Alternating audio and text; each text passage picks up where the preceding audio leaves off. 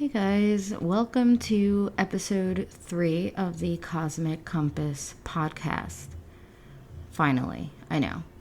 A lot of you have reached out asking when I was going to release or record episode 3, and I'm really sorry because last week I kept saying I'm going to record tonight, and then it didn't happen. And then the next day I said I'm going to record tonight, and then it didn't happen, and so on. But I am here, I am alive, I am well, and I'm bringing you episode 3. So hopefully if you're listening to this episode, that means that you've already heard episode 2, which is the episode about karmic partners. That episode was a little heavy on the astrology side. It was more astrology focused. And since I am on my healing journey, I also want to incorporate the healing aspect into my podcast. So this episode will be more about the healing side of things. So episode 2, since it involved astrology, it was more structured. Anytime that I'm trying to teach or explain something, especially something, like astrology, I'm more structured. I have a script. I don't want to miss anything. So I lay everything out beforehand. Since this episode is going to be more on the healing side, it's going to be more of a freestyle type of episode. I do have notes, but not anything too crazy like episode 2.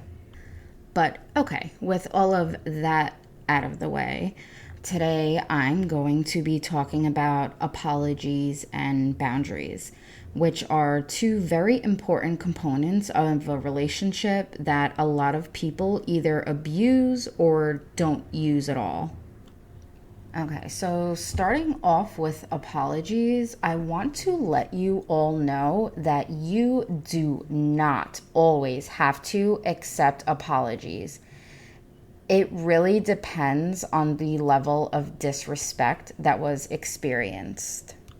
I'm sure you've all heard that people say forgiveness is important for healing, but actually healing is important for healing. So, people accept apologies all day, but are they really forgiving? And just because someone apologizes, are they really sorry? Are they though? For real, are you? Are you really sorry? Most of the time, probably not. Even the people that are forgiving, they're pretending to forgive people because it's the morally correct thing to do when someone apologizes. But that's called toxic forgiveness. And it seems positive on the surface, but it can be harmful in the long run, especially when you forgive them, but the behavior doesn't change. So just so you know, you actually do not have to accept an apology before you're ready to. You need to take as much time as you need to heal from the wrong that was done to you. It's not your job to make sure they feel better, but it's your job to make sure you are healed. Forgiveness is a choice, and there's power in knowing that you get to choose what you will tolerate. You get to choose what you will allow, and you get to choose what you deserve.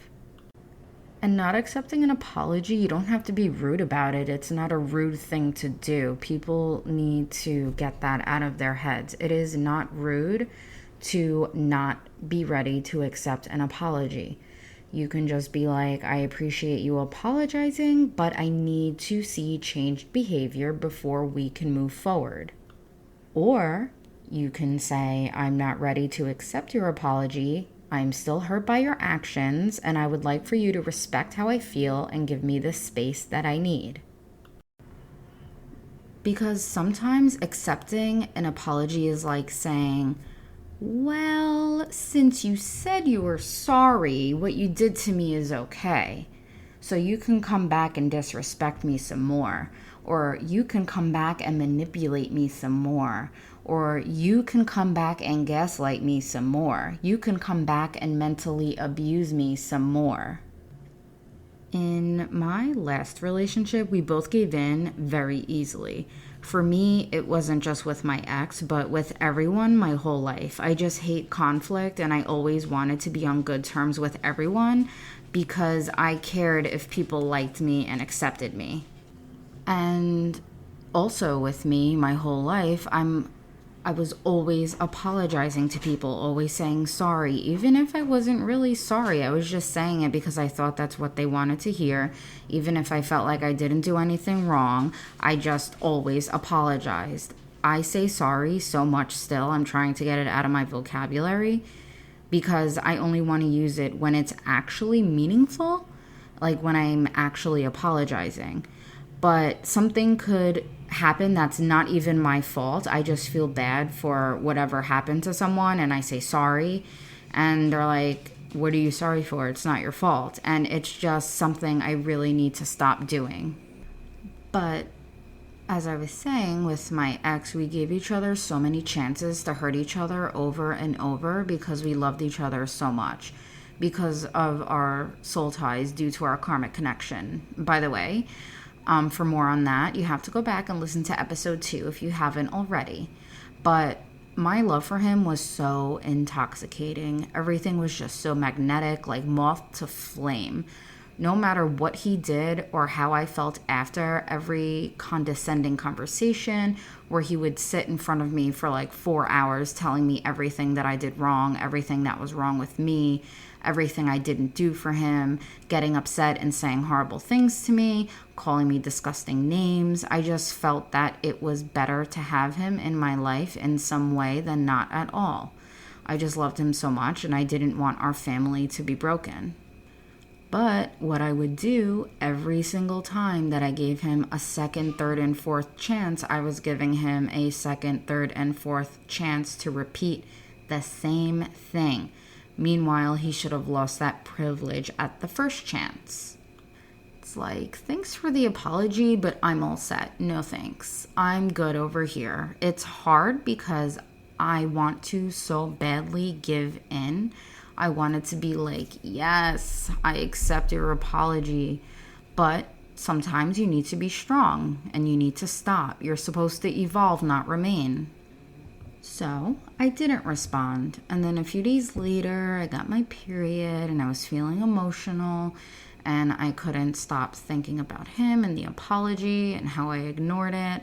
And I wanted to reply.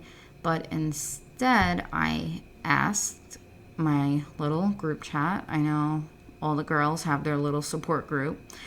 But I asked them what they thought. And that right there, the fact that I even had to ask for someone else's opinion is how you already know that the answer is no. Like, if someone were to DM me tomorrow and they were like, I have this all expense paid vacation for you to go on, all inclusive, and you'll have a $5,000 spending budget. And don't worry about work because your paid time off is already put in and approved. And you don't have to feel guilty about leaving your son with your mom because we got you a babysitter. Would I then go to my group chat and be like, hey guys, should I go? Like, hell no, I'm not asking anyone anything. I already know the answer is yes. The answer is hell yeah. So, like, I'm out. Catch me on an island, living my best life for a week with 5 G's in my pocket. No need to ask anybody for anything. But yeah, basically what I'm saying is if you have to ask, you already know the answer is no. You're just looking for other people to confirm what you feel because you don't trust yourself. Letting someone back would feel good to your ego, but not to your intuition because deep down you know that you shouldn't. And I don't know about you guys, but, how often do we hold on to something because we love it so much, not realizing the universe has something so much better planned for us, but because we won't let go of the past, we're not open to receive. The wallpaper on my lock screen literally says you can't reach for anything new if your hands are still full of yesterday's junk, and I just love that so much. Sometimes you have to let go of people that you love so much because you're with them for the moment because they feel good. but you could be without them and feel better, or be with someone else and feel better. And you know that one day you're going to look back and you won't feel this way anymore. Like, a lot of times in relationships, people allow so much disrespect. Speaking for myself, I was like a revolving door with absolutely no boundaries. My ex didn't have boundaries either. There was just disrespect flying back and forth, left and right, to each other and to ourselves. And that leads us into boundaries. In relationships, a lot of people do not set boundaries or make it known what their boundaries are. And if someone crosses a boundary but you didn't establish that boundary, how are they supposed to know that they crossed it? Boundaries mean you have a healthy relationship with yourself, and a lot of people jump into relationships without any at all. Majority of people jump into relationships without any boundaries at all. Boundaries are extremely important. In the end, you only have yourself and you need to protect yourself. Boundaries are limits that we put in place to help us assess what is our responsibility and what is not. And it also defines what our limits are. Boundaries teach people how they are allowed to interact with us. And when we set boundaries with ourselves, it teaches us accountability. Most women worry too much about being nice. They think saying no is mean, so they have to say yes to everything. And being nice can cause you harm by taking on too much while constantly putting other people first. And this is being a people pleaser. Setting boundaries will allow you to strengthen your relationship because they allow us to meet their needs while being able to meet and respect our own needs. And if you're in a relationship where neither one of you have boundaries, having a lack of boundaries can lead to emotional manipulation from both people, whether or not it's intentional. Like, just because your partner asks you for a favor, you don't have to say yes. You are allowed to say no. But it should be something that you communicate, because if it's something that you're not comfortable with, that should be a boundary. If you've never expressed what your boundaries were, but someone does something to you and all of a sudden you feel angry or you feel resentment or guilt, most likely they did cross a boundary, but it's a boundary that you did not share with them. You did not let them know what that boundary was. But boundaries don't need to be set right in the beginning. You just let them know, like, that made me really upset, and I would appreciate in the future if you don't do that anymore. And there you go, you just set a boundary. Although people may find it easier to sacrifice their own needs for their partners just because you have a fear of upsetting them, but if they ask something that goes against what you believe, something that disrespects your time, or, forces you to sacrifice something important, it's okay to say no. It doesn't have to be in a rude way. No does not equal rude. And this was part of my experience, but I've noticed also that, sometimes your partner may place blame on you for something that they did, or maybe they're hurt or they feel guilty, but this doesn't mean that it's actually your fault. Don't let them try to push responsibility on you by manipulating your emotions. Just acknowledge their pain and let them know that you're there for them, but also let them know that you will not accept responsibility for their actions. They did what they did, and that is not your fault. And if you ever feel like your partner is talking to you with anger that is unjustified or their tone is disrespectful, you are more than right to remove yourself from that situation.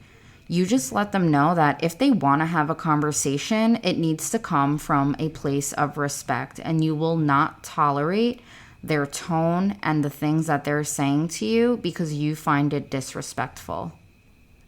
And it's really, it's cute when you're a couple and, everything is we, us. But keep in mind that you're still your own person and you're not just half of a whole. You're your own person with your own interests, your own passions, and your own intelligence. And you're allowed to have a sense of self apart from your partner. So, an issue I always have is I'm very independent and I find it really difficult to rely on other people when I'm experiencing a tough time. And, sometimes relying on your partner for certain situations, it's good to establish where your boundaries are there and what you do and do not want help with. Like, if you need financial help, that's fine, and you want that from your partner, but you don't want them to butt in when it comes to family matters, then you need to let that be known. Another boundary that's good to establish is if you're someone that likes to be alone sometimes, you need to let that be known. You don't want to make it seem like you're pushing your partner away or something. That's not your intention. It's just alone time is perfectly healthy and normal. And as I mentioned before about maintaining your own identity and sorting through your problems, like alone time is perfect for that. But if you aren't clear about needing space, you don't want your partner to feel neglected or that you're trying to avoid them. So, like, if you want to step outside and go sit in the car and just think and listen to music, just, let your partner know that that's what you're going to do because you need some time by yourself just to sort things out in your head. And that's totally, totally okay. Another example of a boundary would be communicating when you're not comfortable with something. That's a big one that a lot of people just let slide, but it is so detrimental to you and to your self-respect because you're allowing someone else to disrespect you, but they're not even doing it knowingly because you never told them that. So, like, if your partner tells a joke and it makes you uncomfortable, or if they cross a physical line, just something that makes you uncomfortable or something that you take as a trigger, you need to express that because how are they supposed to know if you don't tell them? And it doesn't have to be awkward or anything. You can just say, please don't do that. It makes me uncomfortable, or I don't like when you XYZ during XYZ. Or if you're having a conversation and they're using a tone that you feel like is condescending, just let them know, I don't like when you talk to me in that tone. A big one I see with couples is actually having to do with setting a boundary with yourself. A lot of people change based on who they're dating. Of course, you can change your mind about things if you and your partner discuss something and it opens your eyes to something, but just remember to always stay true to yourself. Don't feel pressured to adopt your partner's stance just because you're afraid of upsetting them. And setting boundaries isn't something that needs to be done on the first date. Like, sometimes we don't even know what our boundaries are until someone crosses them, but that's when you can communicate what they are. But make sure it's in a calm moment because, if your partner crosses a boundary, you don't want to be angry when you're establishing that boundary with them. Take some time to yourself. You can write it down and figure out a way that you want to say it And it doesn't have to be right in that moment. You can wait for a peaceful moment, or maybe after an apology, and then you can be like, thank you for your apology. You can accept it, like I said, depending on the level of disrespect, and just let them know that in the future you will not tolerate that. And you also want to be assertive when you're setting your boundary. When you're stating your boundary, you want to do it clearly and effectively, and that it's not a joking matter. Just let it be known that it's something you are not going to tolerate, and let them know it bothers you and why it bothers you.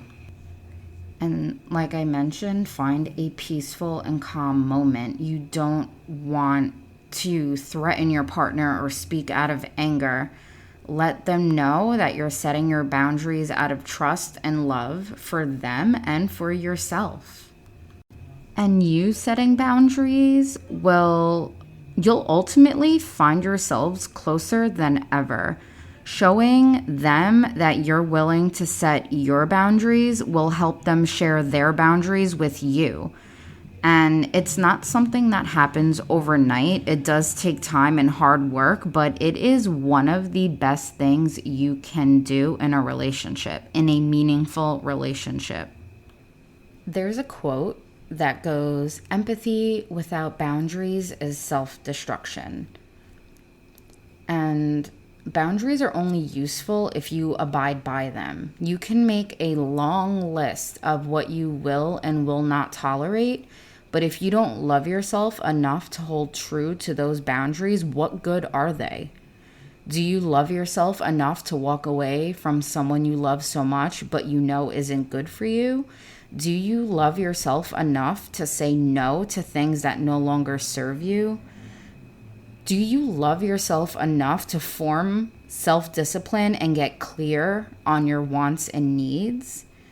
If the answer is no, then I'm sorry, but you don't love yourself. But that's okay, because you can do the work to fix that. To love yourself is to do the inner work necessary that will allow you to set boundaries and abide by them. The universe will bring you the same situation over and over and over again until you're self-disciplined enough to learn the lesson and not repeat it. It's always going to be the same demon with a different face. It's going to be the same person inside a different person, if that makes sense. So yeah, like, you can eat healthy, you can go to the gym, you can get 8 hours of sleep every night, but self-discipline is the highest form of self-care.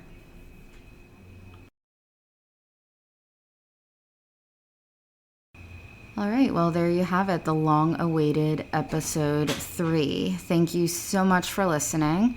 I'm really sorry if the volume of my voice was fluctuating, because since this wasn't a structured episode, if I forgot anything, I recorded and stuck it in between, and I had to move my place at one point because my laptop died and I had to get closer to an outlet, and yeah, I'm just a mess. But on a happy note, therapy is going great. I've been twice so far, and I'm learning a lot, obviously, as you can tell from this episode. But yeah, I cannot make any promises as to when I will be recording episode 4 or releasing episode 4. I don't even know what episode 4 is going to be about. I'm sure I'll figure that out. I want to try to release episodes weekly, but again, I can't make any promises to that, because I tried that once and I skipped a whole week because I was very busy. But yeah, I promise to, push out content when I have the availability to do so. But no matter what, I appreciate your support. I appreciate you guys reaching out with your feedback and letting me know that a lot of the content is relatable, and that's exactly what I'm here for. And I hope we can all heal together. And I hope you have a lovely week. We'll chat next time.